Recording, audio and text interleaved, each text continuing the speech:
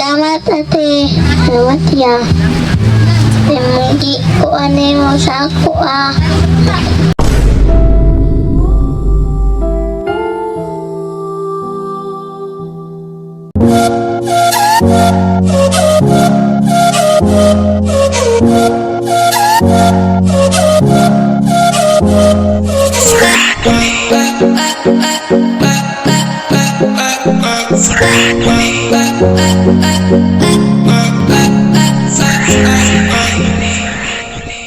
Hi mga kalab! Ako po pala si Ulysses, ang bayot niya kay Ate Diliga.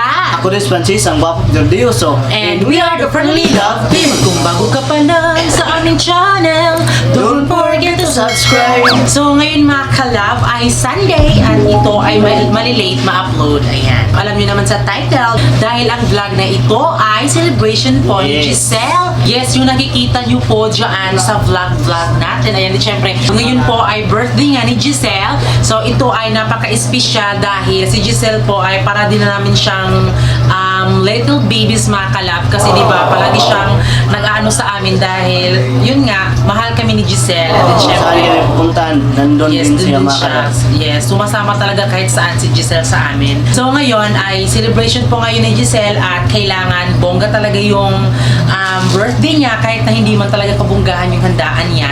Ayan, so syempre binilhan namin ng gift si Giselle. Syempre itong Barbie. yes, sabi ko na Barbie. Ayan, ito din syempre. Meron din siyang mga clips sa kanyang buhok. Ayan, so hindi ko alam kung ito ba yung mga gusto ni Giselle na mga clip. Ayan, di ba kasi medyo parang tumatanda na si Giselle. Pero yung pagkakaalam ko lang is pang girl po yung binili namin. Ayan, ito, clip sa buhok. And then syempre, yes, dress, mga kalab. And then yung kanyang hairband.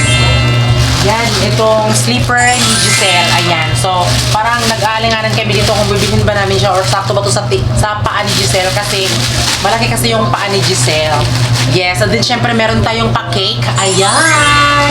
Tada! No, diba? Then, ito po yung ating mga disenyo mga kalab kasi mag-aano pa kami ni ate kung sa bahay ba nila or doon sa may dagat. O kung doon kasi sa bahay nila Giselle, wala kasing kuryente. Tapos kung doon naman sa may dagat, meron kasing kuryente. Tapos para magre-rent lang kami doon. Ayan. Then, syempre mga kalab, ang makakasama namin doon pumunta ay si Christina Espanyol.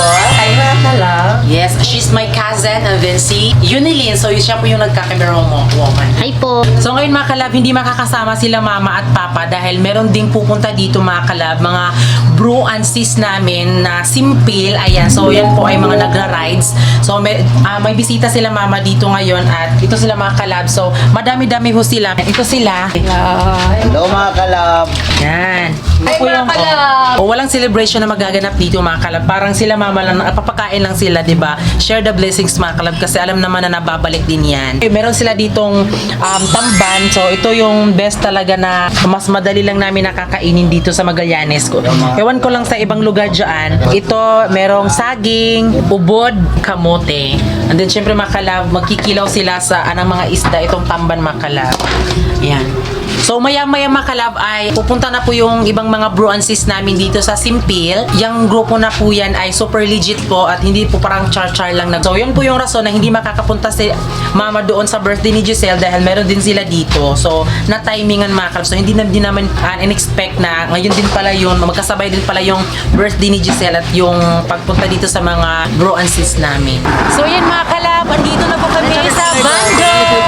Yes! Pupunta muna tayo doon sa bahay nila Giselle para magluto. And then, syempre mga kalab, maliligo kami. Doon lang sa harap lang ng bahay nila Giselle.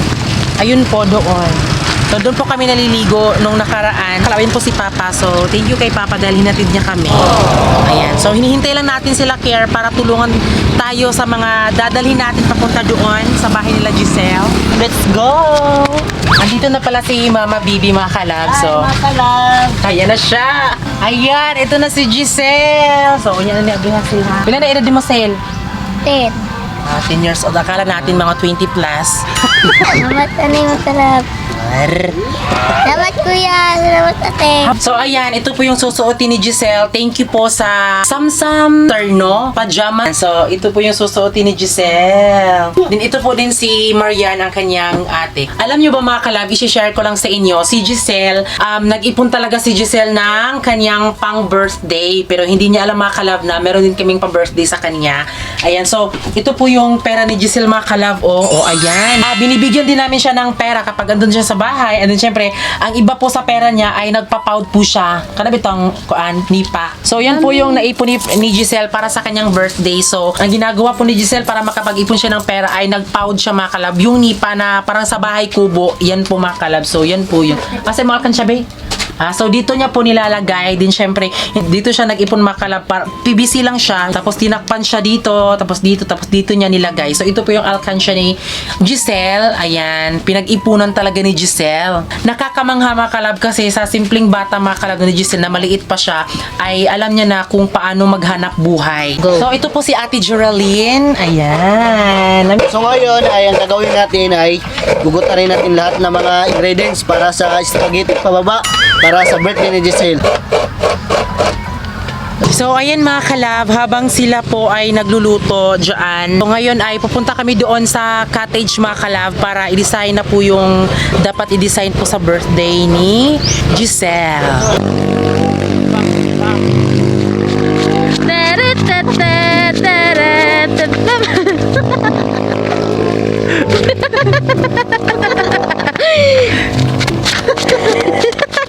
So yan, maghanap tayo dito mga kalab kung saan pwedeng mag-cottage.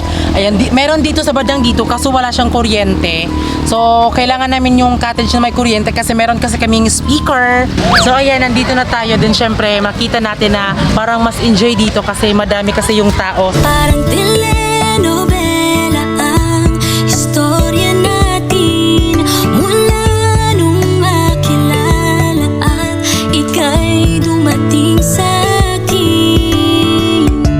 Biglaan na kung napaibig, ikaw pala. Salamat!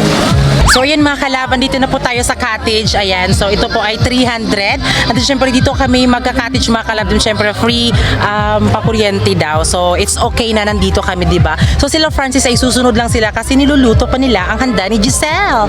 So ayan, magdi-design na po kami.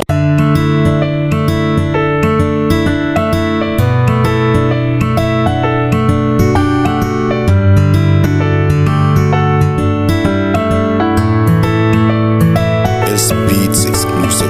Tila parang telenovela ang istorya natin mula nung makilala at ika'y dumating sa akin.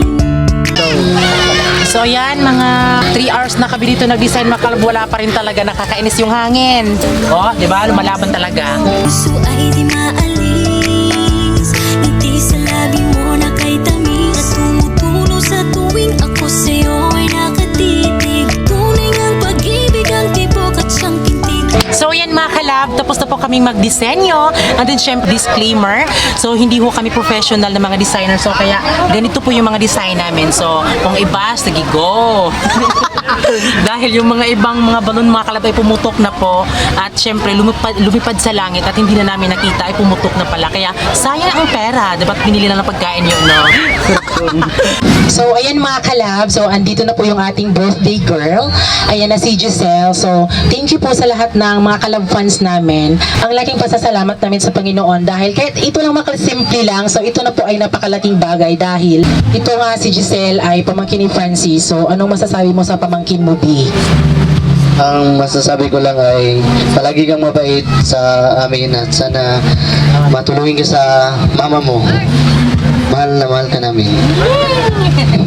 Ayan, medyo nakakaiyak mga kalab kasi parang si Giselle kasi parang tinuturing niya kami na parents talaga kasi bukod sa pamangkin ni Francis, ayaw niyang humiwalay sa amin. So, nagpapasalamat ako kay Ate Geraldine kasi pinayagan niya po si Giselle na pumunta sa bahay namin. So, ito po ay ni Giselle, birthday niya ngayon. So, sana Sel, lagi kang mabait kasi sobrang masipag talaga si Giselle. Yun nga, niya, nakapag-ipon talaga siya ng pera para sa kanyang birthday. Yung paraan lang na sa pagpapound mga kalab, kasi marunong kasi si Giselle. So yan din po yung hinahangaan ni Madam Tutsi kay Giselle, kung bakit binibless din siya. Ayan, so sa man maka-istorya ni Musel. Salamat ate. Salamat ya. Mugi ko mo sa ako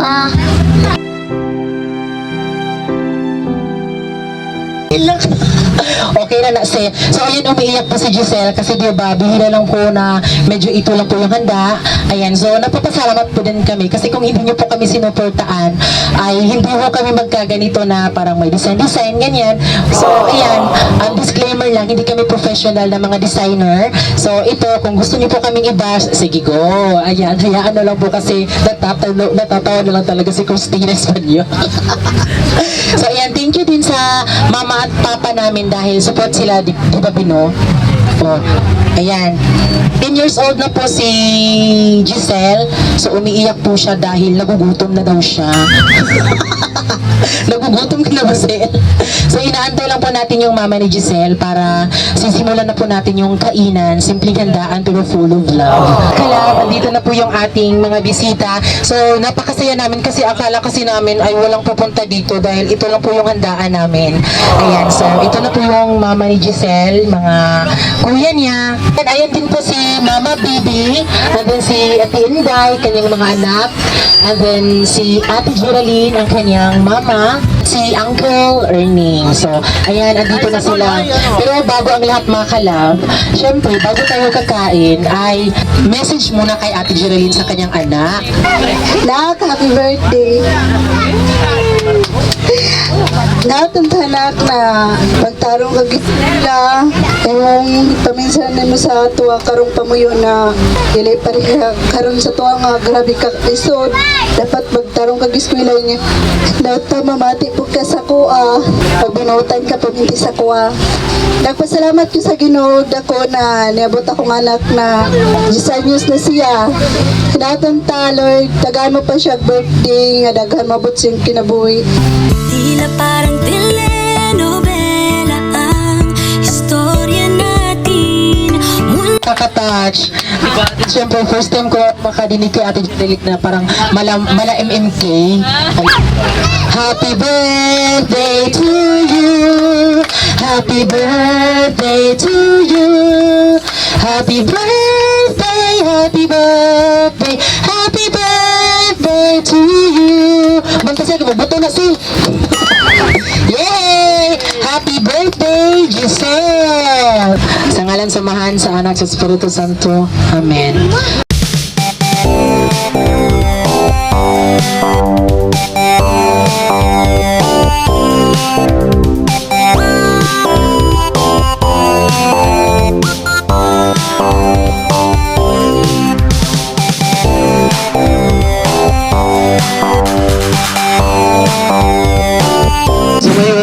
Dahil natapos na tayong kumain ay so bubuksan natin kung ano ba yung gifts namin sa kay Giselle.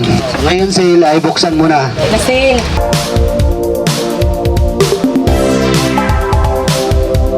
Bunot sa unsa kay sulod. Tcharan!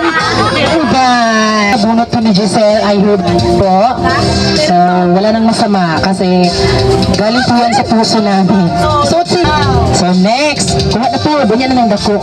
Kana. Tcharan! Usa na? Unsa man na? Say gupit. Isa na? Dugot. Say pakita. Sana?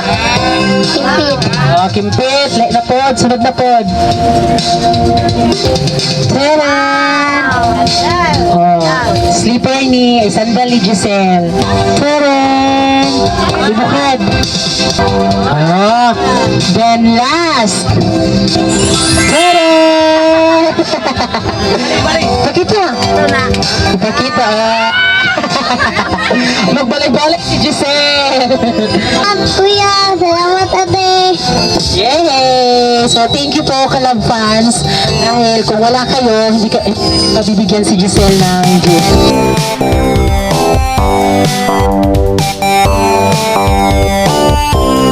So yan, tapos na po kaming kumain. So thank you kay Christina Espanyol and then kay Unilin dahil pinagpuyatan talaga namin siguro yung design na parang pa-professional or pang unprofessional ba.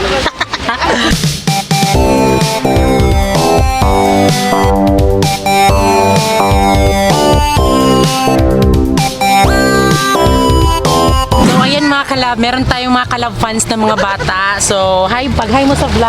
Hi! Sa kanila ko. So yan mga kalab, tapos na po kaming maligo at uuwi na po kami. And syempre yung mga design po mga kalab ay ililigpit lang namin dahil pwede pa itong gamitin po sa birthday ni Francis. Ay, sa birthday gani ni Francis sa ate ni Birthday na ako, di man? sa birthday ni Francis, ay sa birthday ni Ate Geraldine. So ililigpit lang namin to para hindi masayang.